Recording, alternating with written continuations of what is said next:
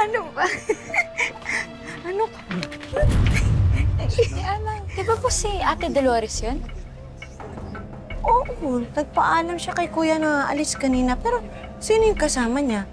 Ni Alma, pulis pa po yung kasama niya. Hindi ko gusto ito nakikita ko. Sana mali yung kutob ko tungkol kay Dolores at dun sa kasama niya. Dito lang kayo, ha? Huwag kayong aalis, babalik ako. Dito lang kayo. Dito lang kayo. Nay, ingat ko kayo ah. Ano naman eh. Saka di ba kailangan po umuwi? Baka may makakita. Walang tao. Ano ka? Walang iya kang babae ka, manloloko? Sino ka? Alma, ano, sinundan mo talaga ako dito, ha? Anong ginagawa mo dito? Huwag mong ibahin ang usapan. Buko ka na. Niloloko mo, kuya ko. Makakarating to sa kanya. Hoy, ikaw matanda ka, ha? Madumi utak mo! Kaibigan ko lang tong si Norman! Kaibigan? Alam ko'y nakita ko, sigurado ko. Kinakalantari ka nitong lalaking to? Nag-ahalikan kayo sa publiko? Pulis ka pa naman? Mahal na mahal ka ng kuya ko. Tapos niloloko mo siya? Malandi ka talagang babae ka. Hoy! Tumigil ka na! Yung ba ako nakikilala?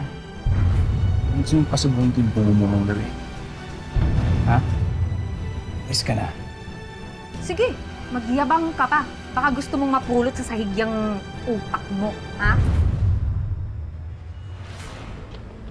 Huwag mo akong subukan. Huwag niyo akong subukang dalawa.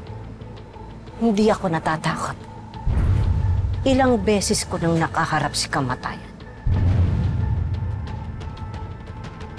Tara, dito na tayo dumaan. Kakapal lang mukha niyo.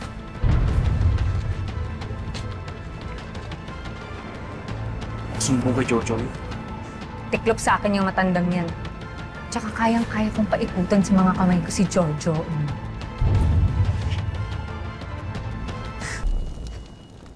Nay, Alma, baka po mapahama kayo. Pulis po yung kasama ni Ate Dolores. Baka habulin po tayo. Ni Alma, kung huwag na lang po kaya nating sabihin para iwas gulo. Hindi kaya ng konsensya ko eh. Niloloko niya ang kapatid ko. At saka ayoko na magpadala sa takot. Niloloko ng babaeng yun ang kapatid ko, kaya kailangang malaman ng kapatid ko ang katotohanan. Tama nga ho kayo, Nay. Huwag ho tayo magpadala sa takot at sa mali. Gawin po natin yung tama. Kailangan ko makausap ang kapatid ko. At saan ka naman pupunta, ha? Matanda ka? Kinakabahan ka? Dahil may kasalanan ka?